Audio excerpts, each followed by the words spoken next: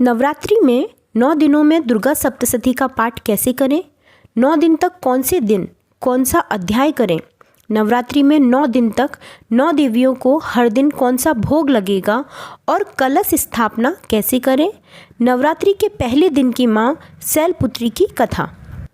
कलश स्थापना।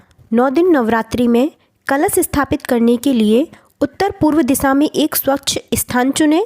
लकड़ी की चौकी पर अष्टदल कमल बनाकर कलश रखें। कलश में गंगा जल या जल भरें। उसमें हल्दी, अक्षत, लौंग, सिक्का और आम के पत्ते डालें।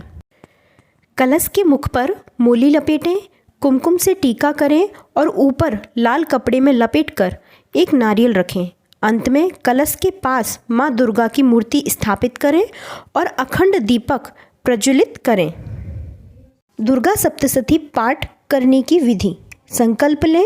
पाठ शुरू करने से पहले हाथ में जल, जौ और चावल लेकर देवी भगवती का ध्यान करते हुए संकल्प लें कि आप किस उद्देश्य से यह पाठ कर रहे हैं। पवित्रता का ध्यान रखें। पाठ के दौरान शारीरिक और मानसिक पवित्रता का पालन करें। ब्रह्मचर्य का पालन करें और तामसिक भोजन, मांस, मदिरा, प्याज, लहसुन का सेवन न करें। स्थान और वस्त्र। पाठ करने के लिए एक स्वच्छ और शांत जगह चुनें। लाल रंग के पवित्र वस्त्र धारण करें और लाल आसन पर बैठें। पाठ शुरू करने से पहले देवी कवच, अर्गला और किलक स्तोत्र का पाठ करें। दुर्गा सप्तशती पाठ करने का क्रम। प्रथम दिवस पहला अध्याय, द्वितीय दिवस दूसरा और तीसरा अध्याय, तृतीय दिवस चौथा अध्याय, चतुर्थ दिवस 5वां, 6वां, 7वां और 8वां अध्याय, पंचम दिवस 9वां और 10वां अध्याय, षष्ठम दिवस 11वां अध्याय, सप्तम दिवस 12वां और 13वां अध्याय, अष्टम दिवस मूर्ति रहस्य, हवन और क्षमा प्रार्थना। 9 दिनों के विशिष्ट भोग। पहले दिन माँ शैलपुत्री शुद्ध घी से बनी वस्तुएं। दूसरे दिन माँ ब्रह्मचारिणी मिश्री या चीनी का भोग। तीसरे दिन माँ चंद्रघंटा दूध और खीर। चौथे दिन माँ कुष्मांडा मालपुआ। पांचवें दिन माँ स्कंद माता केले। छठवें दिन माँ कात्यायनी शहद से बनी वस्तुएं। सातवें दिन माँ कालरात्रि गुड़ या गुड़ से बनी वस्तुएं। आठवें दिन महागौरी नारियल और 9वें दिन माँ सिद्धिदात्री हलवा, पूरी और चने। भोग लगाने की विधि। अग्नि में भोग। भोग लगाने से पहले कपूर जलाकर अग्नि प्रज्वलित करें और लौंग का जोड़ा चढ़ाएं। भोग समर्पित करें। अग्नि में लौंग चढ़ाने के बाद देवी को भोग समर्पित करें। प्रसाद वितरण। अंत में भोग को प्रसाद के रूप में बांटें।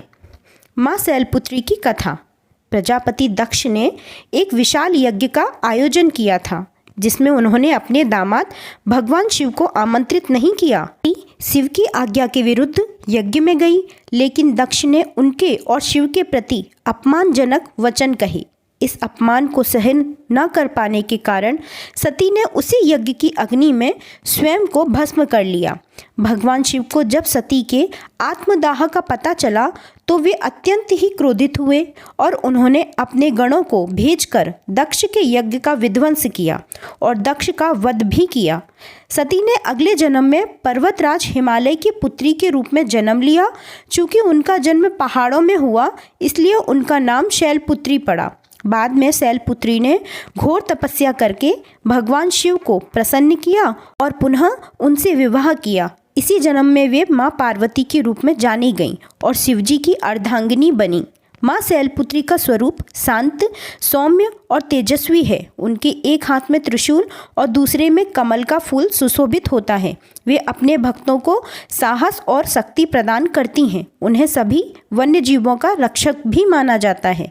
दोस्तों, नवरात्रि में 9 दिनों तक 9 देवियों की कथा सुनने के लिए चैनल को सब्सक्राइब करें और वीडियो को लाइक कर दें ताकि आप हर दिन हर एक देवी की कथा सुन सकें। धन्यवाद।